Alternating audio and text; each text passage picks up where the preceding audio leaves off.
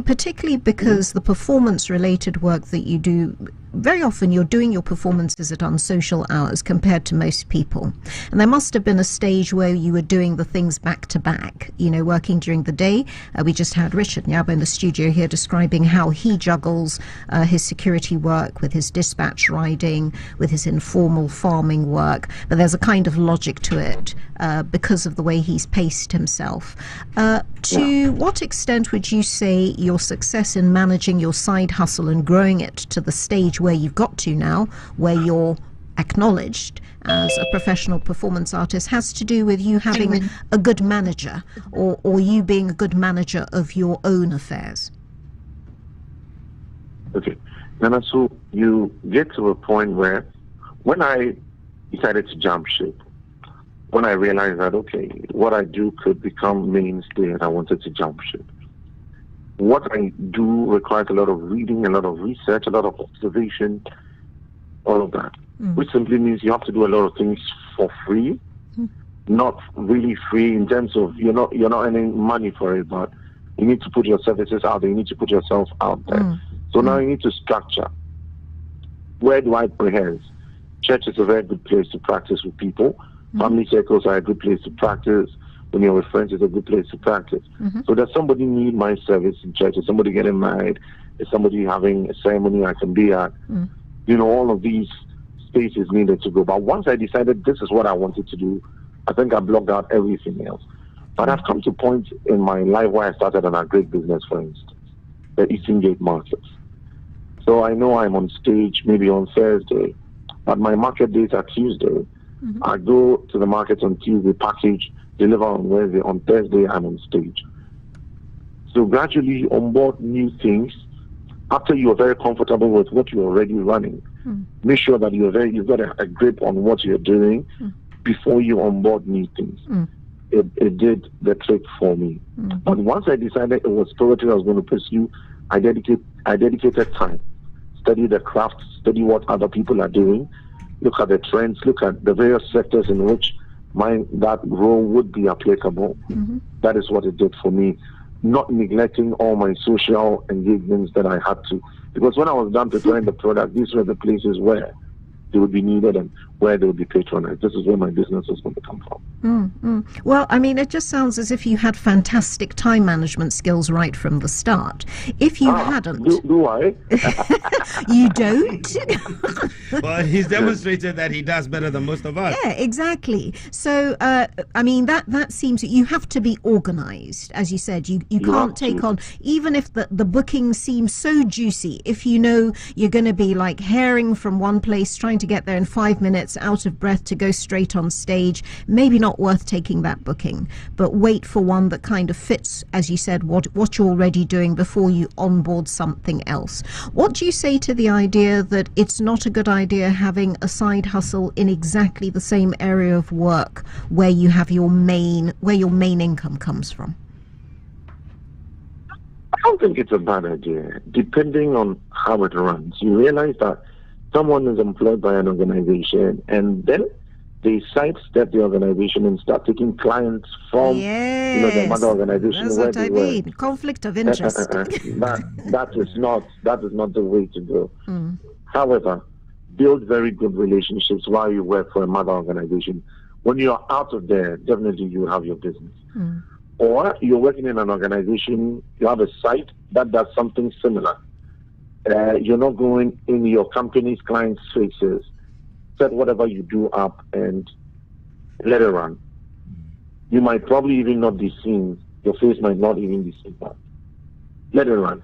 If that's what it's supposed to be, it will eventually thrive and move. And so I mentioned this, for a lot of young people, I believe in organic growth, starting it small, watching it grow. In your circles, so I'm in Global Media Alliance. I always give them credit. They give me that base, Originate Global Media Alliance. There are skill sets I picked up from these two places while I was working at Global Media Alliance, doing all the PR writing and all. People had their CVs they wanted me to look at some point for them. Hey, at that point, I'll quickly take it. Somebody has a speech he needs me to look at. I'll pick it up and do it for you. But these were skills I gained on the ground. My event reports, I'll pick your event, do your reporting, or I'll attend your event and do your event reporting for you. And gone. I'm not in the face of my company's clients. So it's possible to still have your own hustle, your side hustle that is in line with the company within which you work, if that is what works for you. Just make sure that you build some credibility as you go along, because that is what brings you repeat business. Indeed, it does. Nana, bear with us a second. Let me bring in economist and labor expert Edward Carraway back into the conversation at this point. Now, Edward, it's very interesting how Richard talked about, having to juggle his hustles with his work. So he splits his sleep time into two parts. He sleeps 4 hours after work in the morning, and then he sleeps 4 hours before he goes for his night shift. Is this something that, what does this really say for things like, what does it mean for employee productivity and burnout? Well, once again, thank you for the question. Thank you for having me. I think it's normal in situations where people are beginning life or people have low incomes. They need to make the money to be able to provide for their basic needs. So they work harder in many areas. And then after they have made the money, they will give up some of the jobs. So it's normal for beginners.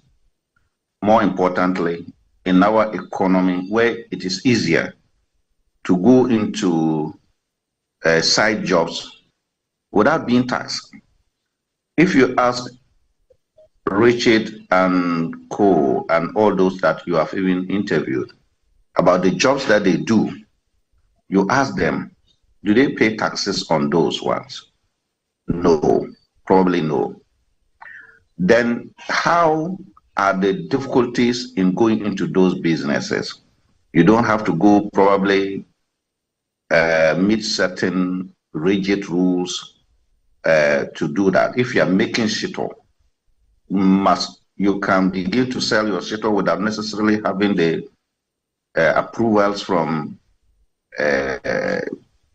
Food and Drugs Board and so on and the rest. So it is easier to enter into the informal economic jobs, the side jobs which they call, and then yet you get away with it.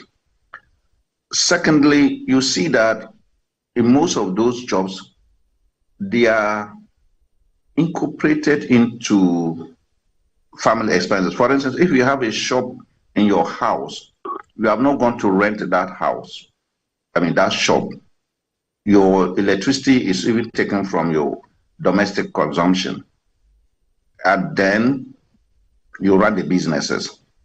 You don't pay workers if you are not there and your family is working on it.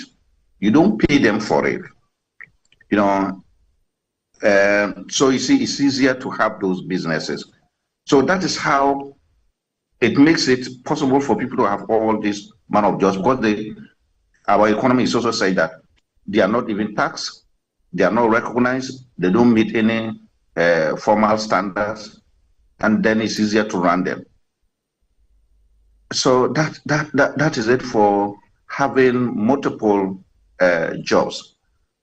You can also realize that it's also one of the reasons why you have many players in the economy, yet we are not getting the type of quality that we want, and prices do not necessarily also come down, because the whole concept that many people competing together will bring down prices and raise up quality is not just in vacuum. It means that there must be a functioning system that ensures that anybody who goes into that particular competitive area complies with certain rules. Unfortunately, most of the state institutions are those with responsibility of enforcing these compliances and so on, are not strong enough to do so. So because of that, it doesn't lead to necessarily bringing down prices and quality that we want.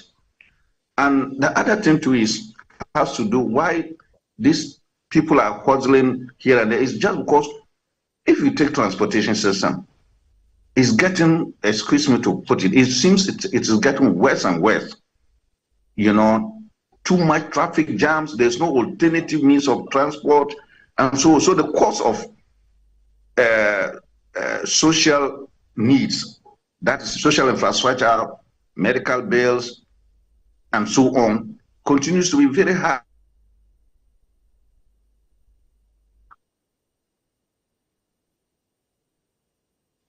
I think we're... there we are. We almost lost you. Could you take that part again, please? I'm saying that if you look at infrastructure, social infrastructure, our transportation system, I mean, we don't have a functioning public transportation system. We just do not have it. So everything is so expensive. We don't have railway system. We don't have bus transport system. We don't have underground railway. Virtually everything is so expensive. We don't have a functioning social housing system in this country.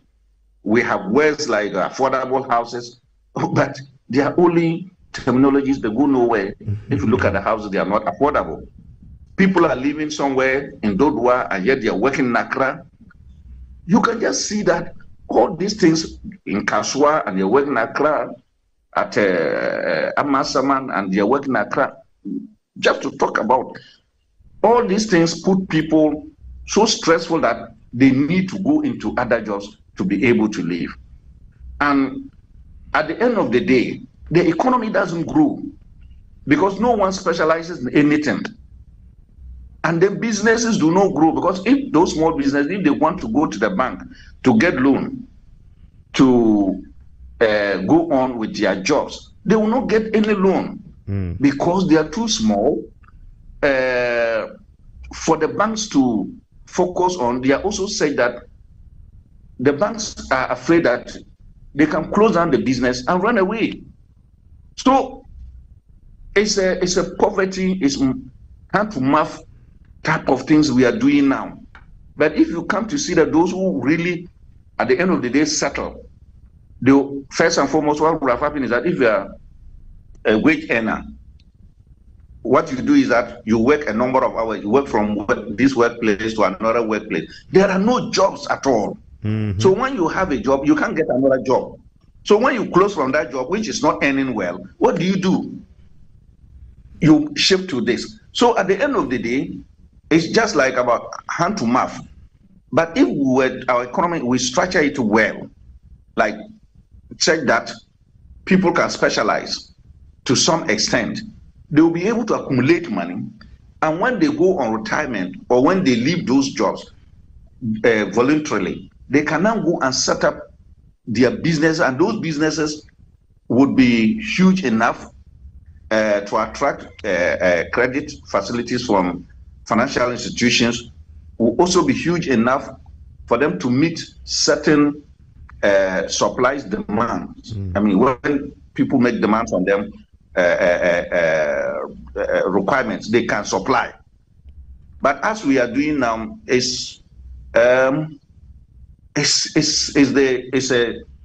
a manifestation of the chaotic nature and unplanned nature and non-functioning nature of a planned economy like ours. Right. So hopefully, like this 24-hour economy, don't know how they are yet fashioning it out. But if it fashions out well and we do it well, it may help to let people know that certain businesses can really help to grow. Yeah.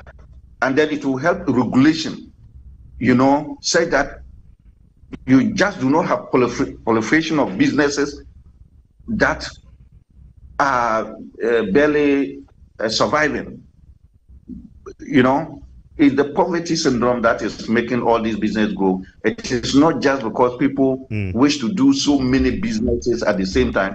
So It just so hands to it's mouth. more It doesn't yeah. help them. It's about survival and not really. So this really the Hustle Nation seems to you from where you are that it's more a survival, a red flag, and rather not an entrepreneurial a show of our entrepreneurial spirit. What should employers do to make their jobs sustainable? Can we try that in a minute, please? Come again. How can employers ensure that jobs are sustainable? Well, you often hear workers crying, and everybody knows. I mean, from where you sit as journalists, you know, you have a bigger eye on the public. Wages are very low in this country, and employers, sometimes it's not also their fault because they are unable to make enough revenue to be able to pay more to workers. So employers also have a limit that they can go, because if you, for instance, have a shop in Makwala and it's for instance, it is a company that sells. In front of you are these informal traders who come to occupy the whole front, and no one buys your goods, because when they come, they buy from those people. So at the end of the day, if you have employees, you are unable to pay them much. You see, so it's a cycle. It's a cycle. Everybody is selling. All our streets are used for selling. So those who are in the shops virtually are not selling. Businesses are not growing. Those who go and pay heavy money to rent and import goods to put in their shops are unable to sell. You built a supermarket in a certain community. People will not come there because almost every corner people are selling. So the patronage of your goods is limited. And so over a time, even how much money will you make so that you pay the workers there well? So we go in that cycle. So we need a well-planned economy, which will take us not only 2 years, 4 years, it will take us decades to do so. But we need to have a national plan as to how we want our economy to be in future. If you take Europe, is it that they don't sell? People sell, people buy. But you cannot just sell anywhere. Everywhere there's buying and selling. Why is it that in our part of the world, the buying and selling is chaotic? Because we don't organize it. You build roads again, and then you allow people to go and sell on it. Is that what the purpose of it? So you want to take loan, come and build a road, then you allow people to sell on. You can't do anything. You will not build a place for them to go and sell, and you allow them to sell on the street. So until we have a planned economy, we would continue to have all these things, and it will never take away our poverty. The poverty will continue to increase. Yet many people are working out themselves. They are breaking their backs, and yet they won't earn enough. So we'll still be operating this type of system, which is hand to mouth. Right. Edward Caraway, we're grateful to you, to Hineba Kwejo Safo, to Nana Asaase, and of course to Richard Nyaba, who is here in the studio with us. Gentlemen, thank you for sharing your perspectives and insights on this particular conversation. And great, and right here in the studio, Nanaya. Okay, so I'll make some quick concluding remarks from you, and then Fritz. No. Go ahead. You wanted to say something. No, I was going to invite our friends. Let's see if in the next 5 minutes we'll take a few calls. What are your thoughts? Do you have your own side hustle, and can you live without it? Let me know. 020 000 9951 or 054 8888 995. The most enterprising side hustle that perhaps I come across was somebody who worked in television production. His idea also, perhaps more in his head than in fact, was that he played the penny whistle. He didn't know how to play the penny whistle, but he believed in his head that he did, and he used to sing Irish rebel songs along to his playing the penny whistle and entertain people at parties. People would give him money to go away. It's a very useful side hustle. Now that's interesting. Yeah, there's also my niece who is, while she was a student, she cooks up a mean pancake. So she found herself a stall in a children's park locally where people used to, parents used to come with their children over the weekend. She took money from the parents. She cleaned up with her pancakes. Who knows? She may go into it eventually. She's a lawyer now, but who knows? She may end up Ghana's champion pancake maker one day and start like a whole chain. And we'll be very proud of her when she does.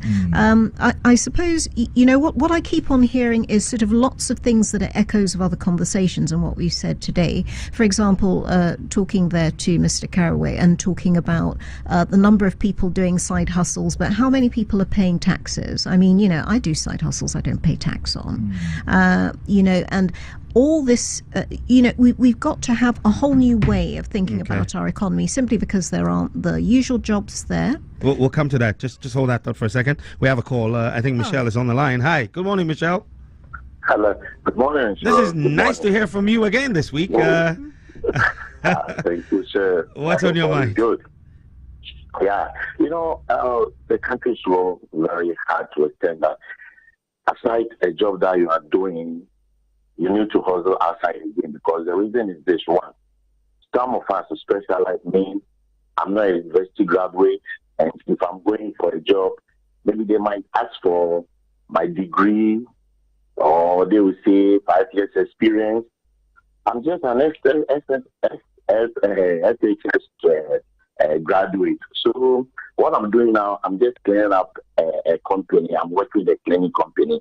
How much do I earn for a month? I only earn 500 Ghana cedis, and I have kids, and I have a woman, I have a wife. I've been renting. I'm not in my dad's house or my own house. So what do I need to do? So from work around 11 o'clock, I need to go to Circle, the station. I've been around. If I see a bus, a minibus who doesn't have a conductor, then I'll join in, I'll bargain the person. Then sometimes we load from here to Circle to Taipa to Achimota, I walk around all that thing, that's small people. So around 8 o'clock, we close. Probably by 9 o'clock, we close from that place. I need to rush to the house, see the family, want to be part of sleep. So by 4 o'clock, 8 a.m. in the morning, I have to rise up or wake up in the morning, go to where I've been cleaning. From there, so it's not easy. It's not easy living the country now. And I told you, brother, we are going through a lot.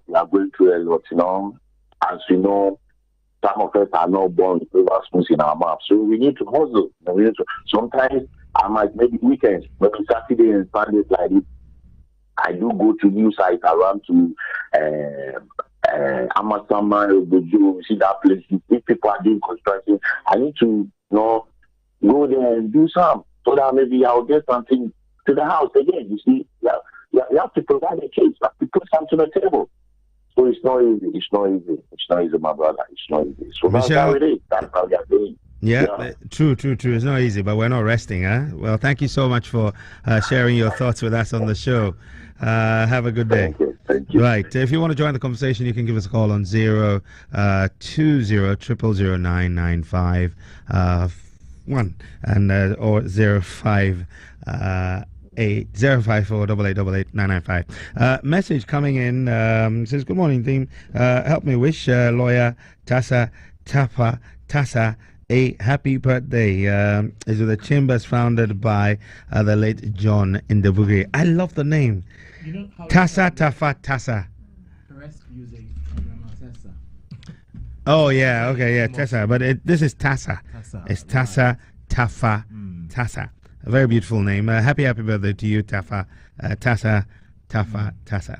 And a comment from Daniela Insef. She says, yes, I can live on one salary if I'm an Article 71 office holder.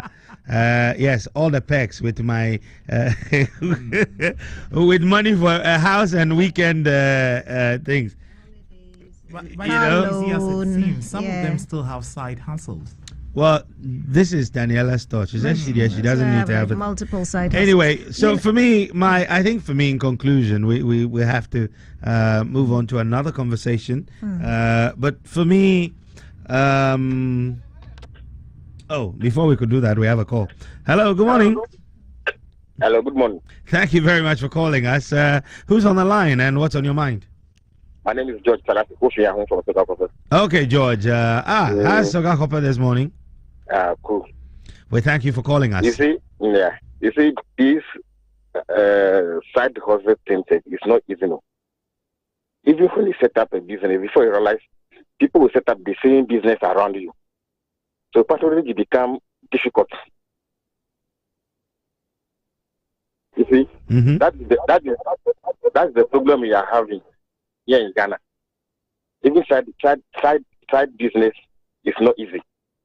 Even to find the money to fund the business is not easy. After funding the business, people realize, oh, he's making money out of it. So everybody will jump into that same business you are doing.